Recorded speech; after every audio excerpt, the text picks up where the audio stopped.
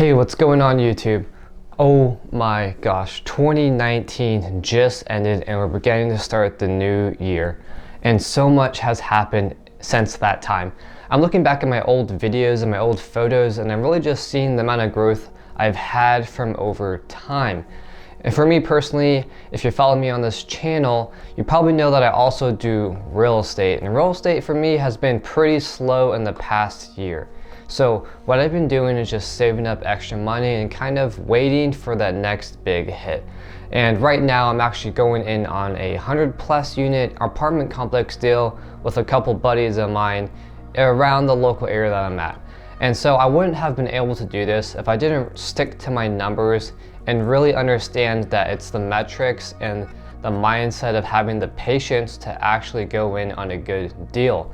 The hardest part was not doing, it seems like I wasn't doing anything, but I really was just saving up money and going through those numbers and making sure that whatever deal I was going forward on, it actually met my requirements.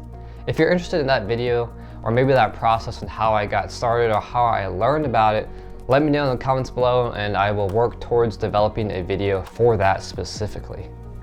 Where was I? Oh, so I wanted to bring a video for you guys on the New Year's resolution and why I think it's so important to actually view the New Year's resolution as more of a behavioral change than an actual standard goal that many people do.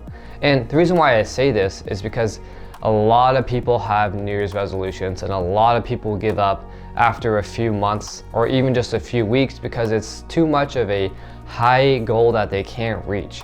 So in this video, I want to break it down to 5 different reasons / steps on how you can make and turn your New Year's resolutions into something that is way more achievable, adaptable, and fulfilling. So stay tuned. So the first topic is to make sure your goals are trackable. And what I mean by this is set a metric to your goal. That might be something where it's a yearly goal, but you break it down to a month and then by weeks. And so examples of goals that might be beneficial to use as for tracking is, let's say you want to work out. If you want to work out, okay, set a target. How much weight do you want to lift? How much running do you want to do? Are you looking to stretch more? And you can break it down by how much weight. Sure, you can also break it down by the amount of time you spend actually working out. And keep this number realistic that you will actually work towards and you think it's still challenging. I think if you set a goal that going from 0 to 100, let's say you don't even exercise and you want to be able to run 100 miles in a week, that is pretty excessive. So you're going to have to build up basically a ladder of actually reaching towards that end milestone that you want to get. So my goal personally that is also trackable is that I want to spend at least 15 minutes a day stretching.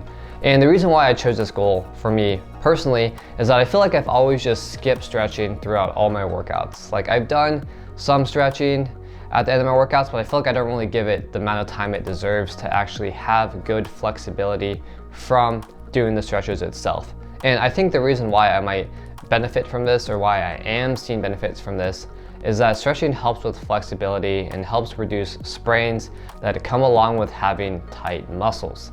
So I'm also seeing improvement already just from spending as little as 15 minutes a day doing stretches. So along with that though, stretching also improves mobility and flexibility, and that is hugely important as you get older.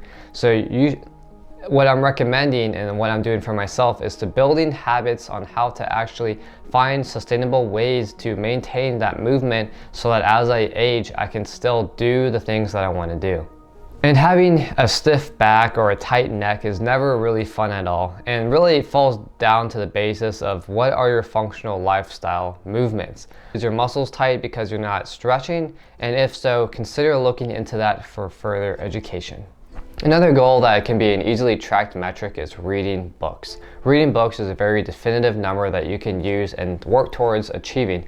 I actually use an Excel file to track all the books I've read, and I have it tracked down by the year. So I can look at each year in review of how much time I actually spent reading different books.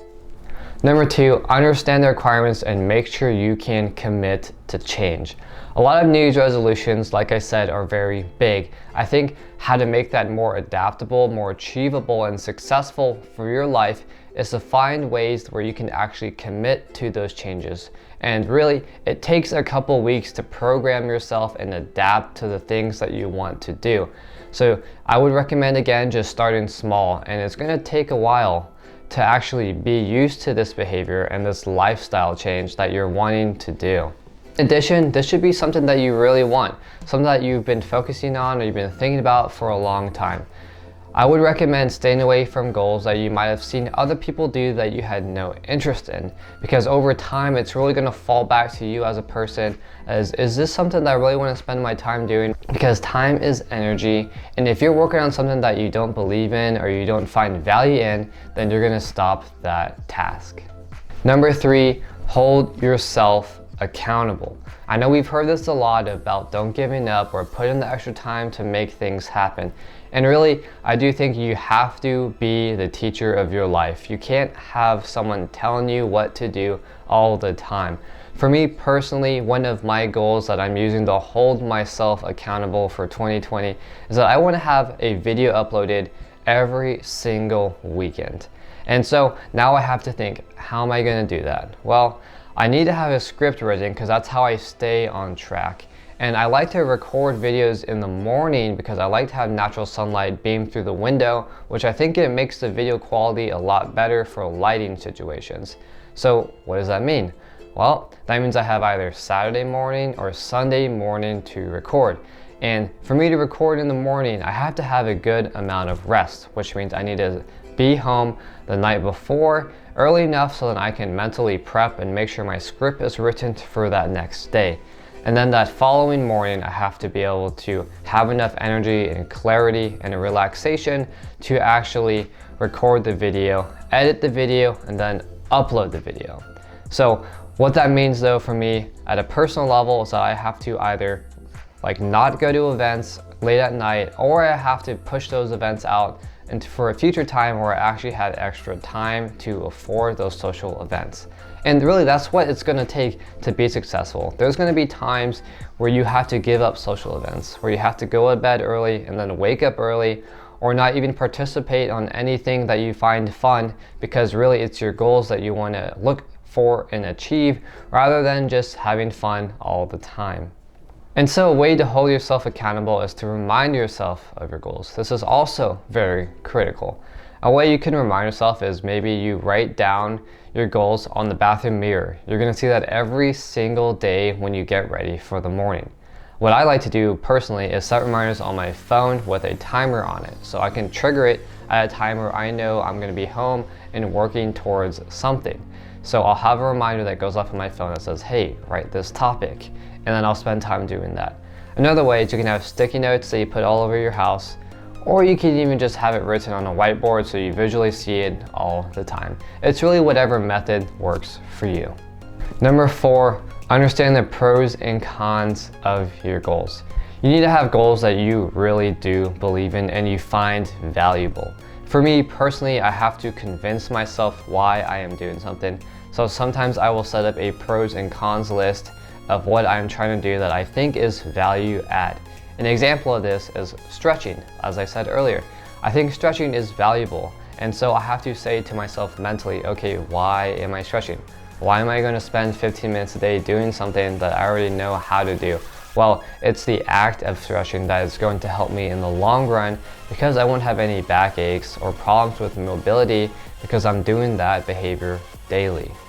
And I've actually been stretching a lot more this year in 2020 already. I started actually in late 2019 on my Christmas break, and I've seen a huge improvement with no tightness in my back at all, and that's really helped me with movement and happiness in general, because I don't have this stiff feeling of unable to actually move in the process, which has been a big plus in my life. Number 5, reduce distractions. Also, this is a very common topic that I think is worthy of sharing with you guys, at least on a yearly basis. I think distractions is really what slows us down and keeps us busy with things that don't really matter. Personally, I would rather spend 15 minutes working hard critically on something than spending an hour and a half on trying to do many things. And so, how do I apply this to my daily life? Well, I've noticed that I actually check social media in my emails way too often than I should. So what I'm doing, let's say for Facebook example, I've been checking the notification tab so much. And so what I'm doing at a personal level, on a daily level, is where I limit myself to how much times I actually check Facebook. I'll check it twice a day, which seems pretty realistic from the change of how many times I was actually checking it previously. I'll check it once after work, and I'll check it once before going to bed. And simply what I'm doing is I'm checking the notification tab to see if there's any group messages that need my attention. And if there aren't any messages that are actually clicking on the Facebook Messenger tab, then I'll actually just log off immediately. And so what this helps with is that I'm making sure that I'm still maintaining that communication that I do have with people that I want to be in contact with, but it also allows me to not go through the feed on Facebook and then just getting stuck in the trap of reading about everyone's story. And awesome thing with this is that you actually get more time back because I'm not spending the extra 15 to 20 minutes of just endlessly checking things on Facebook that don't really matter. And so what I can do now with that extra time, because that's just one behavior for one thing, now I have extra time to either reward myself or work on more goals that I have on my list. So those are the 5 tips I have on making New Year's resolutions much more adaptable and achievable. Really, it comes down to the behaviors and having that desire to actually make positive movement in the forward direction. Remember guys, 2020, it's a new year. Let's all try to reach goals. Let's all make goals if you haven't done so already, and post a comment below of what your goals are so we can help you be accountable. Alright guys, thank you guys so much for watching the Growth Mindset channel. Please do me a favor by liking, subscribing, and sharing this video with one of your friends. Take care. Bye.